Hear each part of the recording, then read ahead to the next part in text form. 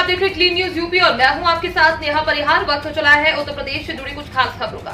खबरों से अपडेटेड रहने के लिए वीडियो को अंत तक जरूर देखें। महत्वपूर्ण नोटिस जारी, इस विषय का बदला एग्जाम पैटर्न। यूपी बोर्ड 10वीं 12वीं की परीक्षा में शामिल होने वाले छात्रों के लिए बड़ी खबर है।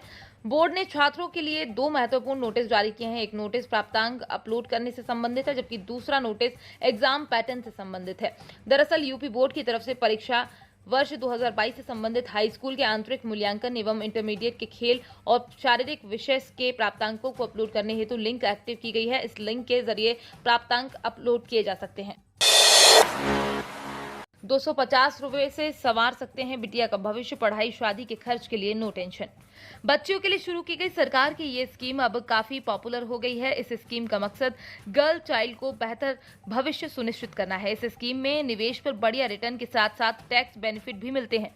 आइए जानते हैं इस स्कीम में कौन अकाउंट खुलवा सकता है और इस योजना में कितना निवेश किया जा सकता है। 10 साल से कम उम्र की बच्ची के नाम पर यह अकाउंट खुल सकता है। बच्ची के माता पिता या गार्जियन बच्ची के नाम पर यह अकाउंट खुलवा सकते हैं। आप अधिकतम 2 बच्चियों के नाम पर SSY अकाउंट खुलवा सकते हैं। हालांकि ट्विंस या ट्रिपलेट्स के जन्म जैसी असाधारण परिस्थितियों में 2 से ज्यादा अकाउंट खुलवाए जा सकते हैं। लखनऊ विश्वविद्यालय में अप्रैल में शुरू होगा प्रवेश, जानिए कब होगा एंट्रेंस एग्जाम। लखनऊ विश्वविद्यालय के साथ ही संबद्ध कॉलेज में नए सत्र 2022-23 की प्रवेश प्रक्रिया में देरी होना तय है। पिछले वर्ष 7 मार्च प्रवेश प्रक्रिया शुरू हो गई थी, लेकिन इस वर्ष नए शैक्षणिक सत्र के लिए प्रवेश प्रक्रिया के लिए अभी तक कोई भी सूचना नहीं आई है। विश्वविद्यालय में अभी परीक्षाएं प्रवेश प्रक्रिया पर पहली बैठक भी नहीं हुई है। माना जा रहा है कि होली के बाद LU प्रवेश समिति की बैठक पर अप्रैल माह से प्रवेश प्रक्रिया शुरू की जा सकती है। मई तक आवेदन प्रक्रिया होगी और जून में प्रवेश परीक्षा आयोजित की जा सकती है। विश्वविद्यालय के सामने एक बार फिर 12वीं की परीक्षा देर से शुरू होने और देर से परीक्षा परिणाम आने की समस्या होगी, क्योंकि CBSE और CISE की परीक्षा अप्रैल के आखिरी में शुरू होनी है। वहीं यूपी बोर्ड ने परीक्षा कार्यक्रम नहीं जारी किया है। यमुना प्राधिकरण क्षेत्र में बनेगा नया एक्सप्रेसवे, राया हेरिटेज सिटी से मथुरा वृंदावन तक पहुंचने में होगी आसानी। यमुना एक्सप्रेसवे के किनारे विकसित होने वाली राया हेरिटेज सिटी को मथुरा वृंदावन से जोड़ने के लिए नया एक्सप्रेसवे बनाया जाएगा। 6 लेन का ये एक्सप्रेसवे 100 मीटर चौड़ा होगा। इस परियोजना की DPR बनाने वाली कंपनी के फिजिबिलिटी रिपोर्ट मांगी गई है। यमुना प्राधिकरण एक्सप्रेसवे के किनारे राया में 9,350 हेक्टेयर में हेरिटेज सिटी विकसित करेगा। इसमें 771 हेक्टेयर में पर्यटन जोन और 110 हेक्टेयर में रिवर फ्रंट विकसित किया जाएगा। इसे विकसित करने में 7,000 करोड़ रुपए खर्च होंगे। लखनऊ से 3 रूटों पर 100 किलोमीटर रफ्तार से दौड़ेंगी ट्रेनें, यात्रियों का बचेगा समय। ट्रेन से सफर करने वाले यात्रियों के लिए अच्छी खबर है। मिशन रफ्तार के तहत ट्रेनों की रफ्तार दोगुनी करने जा रही है। पहले चरण में लखनऊ मंडल के 3 रूटों पर ट्रेनों की रफ्तार बढ़ाने की मंजूरी मिल गई है।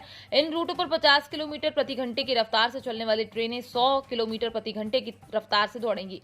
इससे ट्रेन का सफर 1 घंटे के बजाय 22 मिनट पहले ही पूरा हो जाएगा। उत्तर रेलवे के लखनऊ मंडल में ट्रेनों के बेहतर संचालन की दिशा में चल रहे प्रयास दिखाई पड़ने लगे हैं।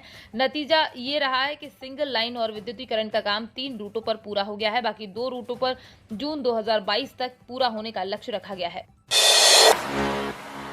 लखनऊ में गोमती कॉरिडोर समेत शहर के विकास के लिए प्लानिंग होगी। शहर के विकास के लिए लखनऊ विकास प्राधिकरण अगले 31 साल की प्लानिंग का काम करेगा। इसमें अन्य योजित विस्तार, जाम में झूम रहे ट्रैफिक, पेयजल, सीवर व अन्य समस्याओं को ध्यान में रखकर प्लानिंग तैयार की जा रही है। इसके लिए विजन 2051 डॉक्यूमेंट नाम की योजना तैयार की जा रही है। अधिकारियों का कहना है कि इसमें आवासीय जरूरतों को पूरा करने का सुझाव भी दिया गया है।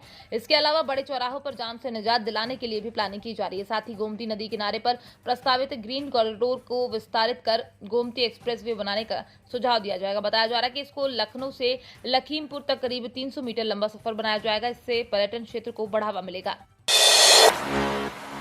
बैराज और मरहला की ओर बनाया जाएगा वैकल्पिक मार्ग, वाहनों की बढ़ेगी रफ्तार। उन्नाव बैराज मार्ग पर ROB निर्माण के लिए पिलर पाइलिंग का कार्यदायी संस्था करा रही है, जिस कारण यातायात बाधित हो रहा है। सुबह से लेकर रात तक जाम की स्थिति बनी रही है, जिसे देखते हुए कार्यदायी संस्था ने बैराज और मराहला की ओर वैकल्पिक मार्ग बनाए जाने को लेकर मिट्टी भरान के साथ समतलीकरण कार्य शुरू कराया। बैराज मार्ग पर पाइलिंग का कार्य होने के कारण यातायात प्रभावित होने के साथ ही जाम की स्थिति बनी रही। जाम को देखते हुए कार्यदायी संस्था ने बैराज मार्ग के एक तरफ मराहला जाने वाले मार्ग के दोनों तरफ वैकल्पिक मार्ग बनाए जाने से मिट्टी भरान के साथ समतलीकरण शुरू किया।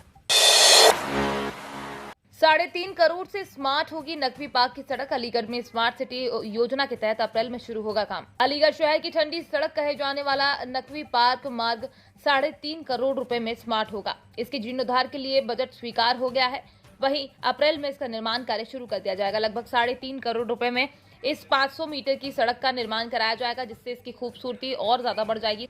इसके साथ ही सड़क के दोनों ओर वेडिंग जोन भी बनाए जाएंगे, जिससे यहां आने वाले लोग अपनी पसंदीदा चीजें खरीदकर खा पी सकेंगे। इसके लिए तैयारियां शुरू कर दी गई हैं। कलेक्ट्रेट चौराहे से AMU सर्कल को जाने वाली ये सड़क महीनों से बदहाल हालत में है।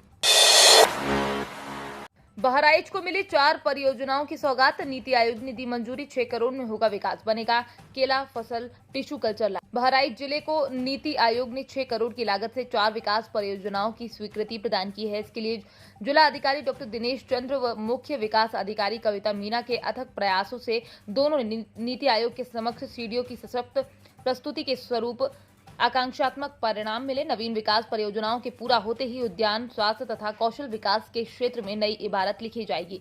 केला फसल टिश्यू कल्चर लैब की स्थापना हो जाने से किसानों को दूरस्थ राज्यों कर्नाटक, महाराष्ट्र आदि प्रदेशों का सफर नहीं करना पड़ेगा। सीतापुर की 20% आबादी में खोजे जाएंगे टीबी मरीज। 9 मार्च से स्वास्थ्य विभाग चलाएगा विशेष अभियान। 10 दिवसीय अभियान में खोजे जाएंगे मरीज।